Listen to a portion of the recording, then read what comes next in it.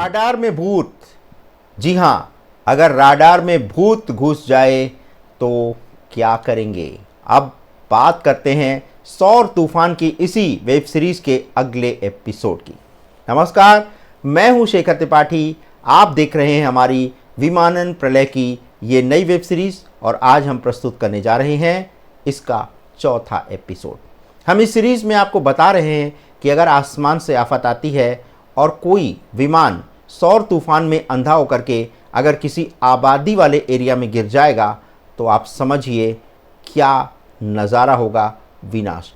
सबसे पहले आपको ले चलते हैं महाराष्ट्र के नागपुर, भारत का भौगोलिक केंद्र।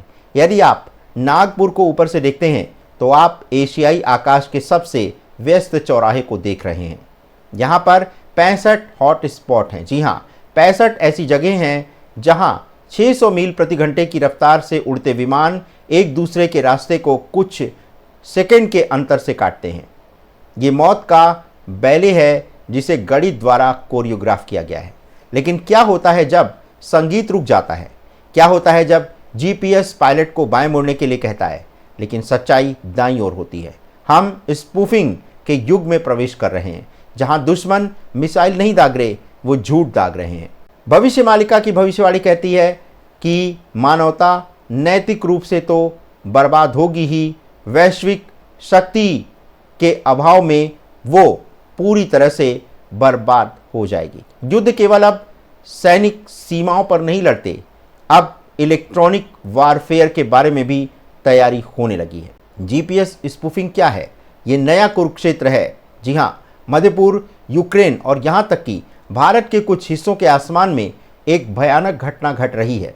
GPS spoofing 25। जी हाँ, ये केवल जैमिंग नहीं है, ये सिग्नल खो जाता है। जहाँ पर ये स्पूफिंग है, जहाँ सिग्नल को बदल दिया जाता है।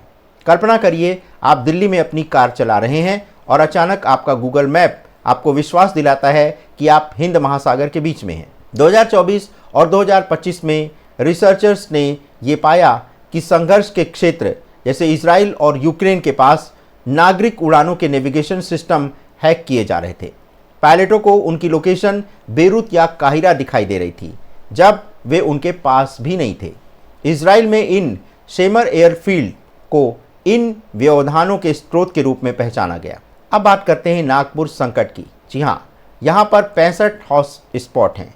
नागपुर में एयर ट्रैफिक कंट्रोल प्रतिदिन 1600 से अधिक उड़ानों का मैनेजमेंट करता है। ये भारत में अपनी तरह की एकमात्र एटीसी है जो इतने सारे हॉट स्पॉट का प्रबंधन करता है। महत्वपूर्ण क्रॉसिंग पॉइंट जहां विमान एक ही उड़ान स्तर पर एक दूसरे को काटते हैं। त्रुटि की गुंजाइश शून्य है। कंट्रोलर पूरी तरह से इस बात पर निर्भर करता है कि पायलटों को पता है कि वो कहाँ हैं।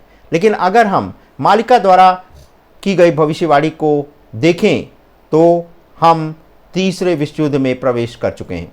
तो ये स्पूफिंग तकनीकें इजराइल में ही नहीं रहेंगी, इनका उपयोग अब विश्व स्तर पर भी होने वाला है।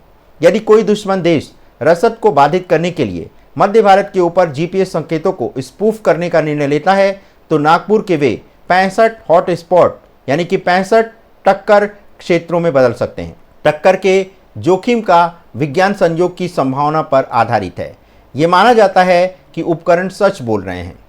अब बात करते हैं शनि कैसे, मंगल कैसे इस आघात को बढ़ाने वाला है। शनि का कोहरा और मंगल का आघात, लेकिन मीन राशि में शनि युद्ध का कोहरा बन करके छाया हुआ है। ये भ्रम, धोखे और स्पष्ट रूप से देखने में असमर्थता का प्रतिनिधित्व करता है। 9 दिसंबर 2025 को मंगल शनि स्क्वायर एक क्लासिक ज्योतिषी पहलू है जो जल्दबाजी और अवरुद्ध ऊर्जा के कारण दुर्घटनाओं का संकेत दे रहा है। मंगल तेज गति वाले विमान का प्रतिनिधित्व करता है। शनि रुकावट और धोखे का प्रतिनिधित्व करता है। जब नेविगेशन सिस्टम झूठ बोलता है यानी शनि का धोखा मिलता है तो मंगल दुर्घटना को ट्रिगर करता है और हम बर्ड स्ट्राइक्स को भी बढ़ते हुए देख सकते हैं। नागपुर में एयर इंडिया की उड़ान को हाल में ही टेक ऑफ के तुरंत बाद पक्षी के टकराने का सामना करना पड़ा। मालिका पक्षियों और जानवरों के अप्राकृतिक व्यवहार की बात भी कर रही है जो कयामत का संकेत है। एक पक्षी का विमान से टकराना एक भौतिक घटना है लेकिन झूठे डेटा से टकराने वाले हजारों विमान जब तबाह होंगे तो वो क्या मंजर होगा, ये सोच करके ही आपकी आत्मा कांप उठेगी। अब बात करते हैं कि अगर आने वाले समय में रूस, जर्मनी, जापान और फ्रांस विरोधी पक्ष का समर्थन करेंगे तब विश्व में युद्ध की क्या स्थिति होने वाली है। हम ओपन स्काइज की दुनिया से माइनफील्ड स्काइज की दुनिया में जा रहे हैं। पायलट रिपोर्ट कर रहे हैं कि शनि के इन गोचर के दौरान सब कुछ धीमा हो जाता है या अजीब सन्नाटे का सामना करना पड़ता है। वे अलग थलग महसूस करते हैं। जब आप पायलटों पर मनोवैज्ञानिक दबाव, जीपीएस पर इलेक्ट्रॉनिक दबाव और नागपुर जैसे शहरों के ऊपर भौतिक भीड़ भाड़ के इलाके को देखते हैं तो आपके पास विमानन प्रलय का नुस्खा तैयार होता है। द ड्रॉप, जी हाँ, हमने सौर तूफान देखा है, बिट फ्लिप देखा है, शहरी जाल देखे हैं और झूठ बोलने वाला रडार भी देखा है। लेकिन ये सब अब क्यों हो रहा है? क्या ये सिर्फ दुर्भाग्य है या एक सुनियोजित साजिश है?